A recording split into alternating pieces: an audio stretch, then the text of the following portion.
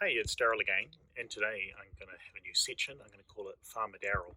Okay, so I'm in my greenhouse, so you can see I've just got this simple greenhouse. You can buy these online, they cost a few $100s. So if you're in a country where you're going to be facing food shortages soon because of supply chain problems, so in the United States, Canada, particularly probably UK and anywhere in Europe. I think you're going to have serious food supply chain problems soon. Okay. Now, some of these countries have prevented the sale of seeds recently. So if you live in a place where this has happened, you don't have to panic terribly badly because there are places where you can get seeds. So try buying seeds online. But if everything you do doesn't work, here's something else you can do. Okay. So most plants, if you can buy beetroot or red beets, okay, they have a red bulb with a little green stalk on the top, and we eat these in New Zealand. We call it beetroot. You boil them and then you put some, I don't know, vinegar on them or something. And you often get them as a slice of beetroot and a burger. If you buy a non-mainstream restaurant burger. But carrots, parsnips, turnips, all these things you can grow the seeds from. So this is what you need to do. When you're in the shop and you're selecting your vegetables, see these carrots here, they have living ends on them. So when you're choosing your carrots and parsnips and beetroot and turnips, any of those things, root crops is what I'm talking about. These are the things that you get the most calories for the least work, and potatoes, of course. So I'll just show you this up close. So see how it's got a green sprouted end. Now, sometimes when they grow these crops, to preserve them in the ground without harvesting them, they spray a herbicide on the top. So if it's got a dead end, don't buy it.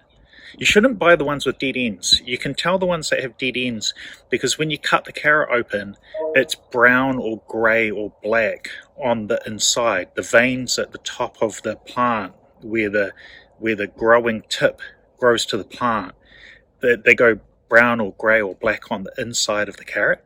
Don't buy those. They've been sprayed off with herbicide. Okay, so that's a dirty secret. So the way they preserve them in the ground, they spray them with herbicide so it kills off the top of the plant. And then if you're in a cold climate, if it's cold and dry, then you can just leave the carrots in the ground for months and months, and then you can harvest them later. So that's how they preserve them.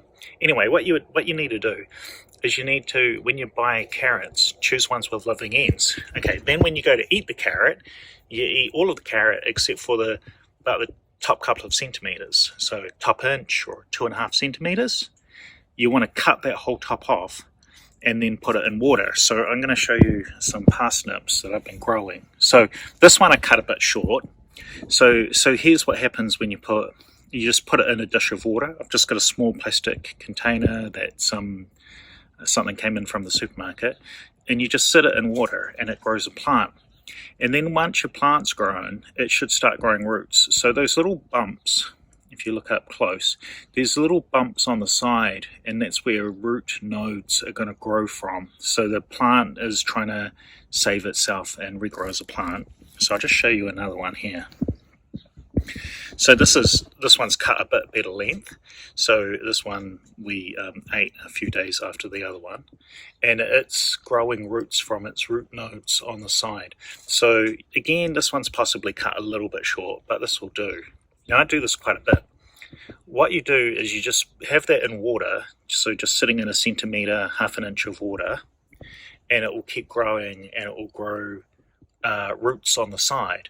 And so they grow as little fine hairs. You need to not disturb it. Like picking it up like I'm doing is not good, but I'm just showing you so you can see. But you can see how the bit at the top where it was cut, it's growing new shoots. So that's going to grow into a plant. And then once you've got some roots on the side, you can plant this into some potting mix. Soil of any kind. Look, if you're actually at the point where you're struggling, just find your house plants, steal the soil out of the house plants, and then plant your stems into the pots. And what will happen is in a month and a half or so, 6-8 weeks, depending on your weather, the whole plant will grow, and then because it's near the end of its life cycle, it will grow. Flowers and seeds. You might need these to be pollinated. So if you can do it outside, if you've got bees going on, then they'll pollinate. So if you're in the northern hemisphere now, so it's April 2020 at the moment. If you're in the northern hemisphere now, you can grow the plants. I mean, alternatively, just buy the whole carrot or the whole parsnip or the whole beetroot and plant the whole thing in the ground outside in your garden, and it will finish off growing its life cycle as long as the tip on the end is viable with a few. It has to be not sprayed off. If you look at them, you'll see ones which have healthier, where the leaves are sprouting from, you'll see ones which are healthier. Okay, so just plant those and they'll grow seeds. And then when the plant grows, it will take about maybe a month or two to grow through the rest of its cycle, and you'll get the seeds. Now, thing about it is beetroot and carrots and parsnips, Swedes, turnips, all of those, they grow thousands and thousands of seeds per plant. So you only need to plant, get 10, a bag of carrots will grow you more carrots than you know what to do with. So and by different types. Here's another point. Some of them are hybridized, and hybridized don't grow true plants the second generation. So just buy different carrots from different supermarkets, get whatever you can, and then you can grow your own seeds from that. So I've grew my whole seed. I grew a few of these plants to maturity last year. So I've been regrowing my silver beets, another one, silver beet, and my radishes. I've been regrowing them year after year after year from captured seeds. Once you grow radishes, especially radishes grow real fast. That's what's good about them. You can eat the leaves of radishes when they're young as well. You can just pick the leaves off and have them use them for greens in your salad. But the bulbous root is the bit that contains the energy.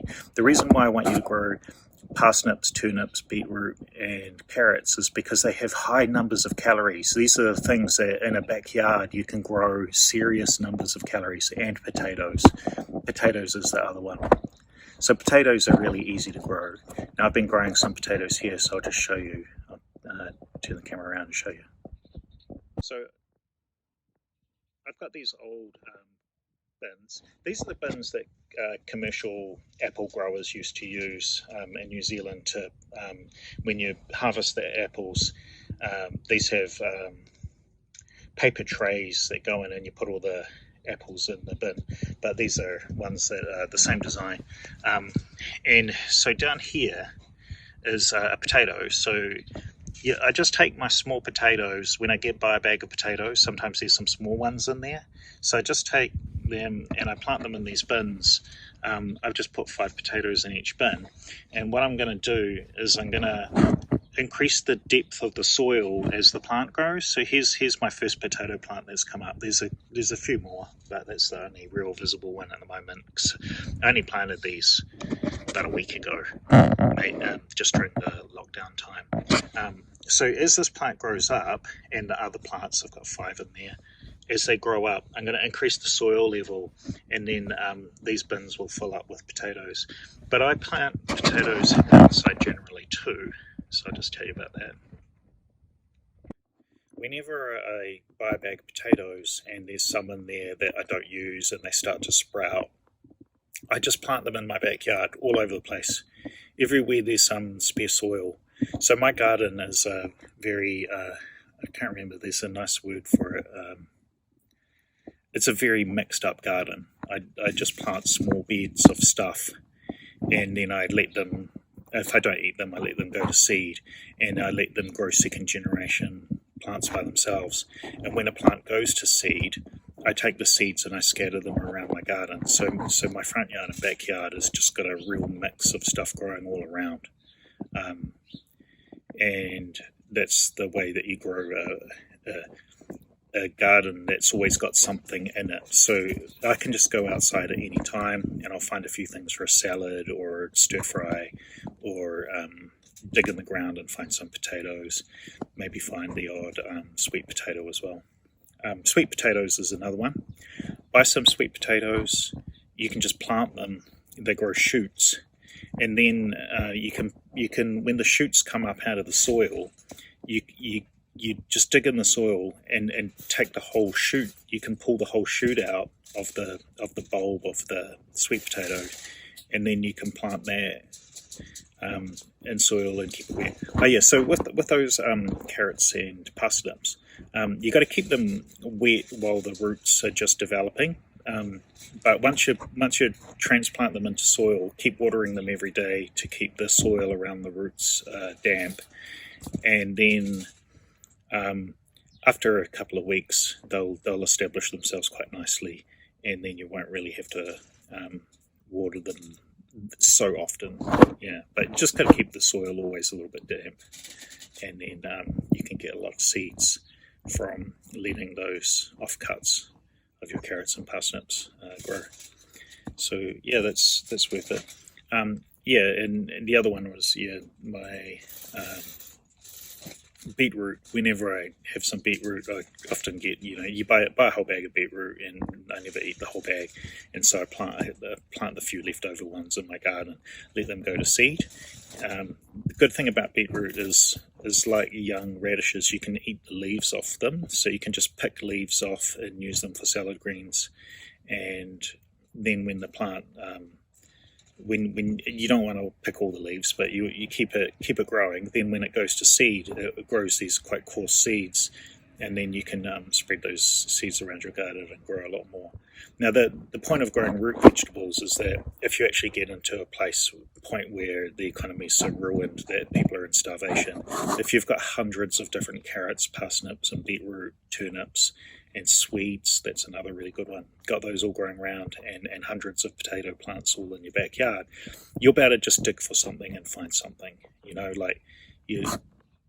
I think we're going to have problems with the shutdown of industry, that we might actually get to Great Depression level problems of food shortages. So everybody, if you watch this video, you need to be planting something in your backyard. You can grow some stuff in pots as well. If you can still get seeds, what you need to do is, if you're in a shop and you can buy seeds, buy one packet of every different kind of seed. Just whatever you can afford. Buy 10 or 20 different plants, just packets of seeds, and then at least you've got something that you can start a garden with. But it seriously looks like the food shortages are going to be coming soon, and people need to prepare. I'm specifically talking to people in the Northern Hemisphere when I say this. Southern Hemisphere is not so bad because we have a large amount of farmland for our population, and our governments don't seem so insane. But you need to be fortifying your food production in your own backyard, and your neighbours. Get your neighbours to do this as well. If you're all basically on lockdown doing nothing, you can explain this to your neighbours too. Because if your neighbours have got food and you've got food, then your neighbours won't be coming to you for food. If you're the only person who has food growing in their backyard, then your neighbours will come to you for food. And you don't want to. You want everybody to have food. Everybody around you in your whole neighbourhood and in your town and in your whole country. That's the goal. Okay. Thanks for watching and listening. Please give me a like and a subscribe. Cheers.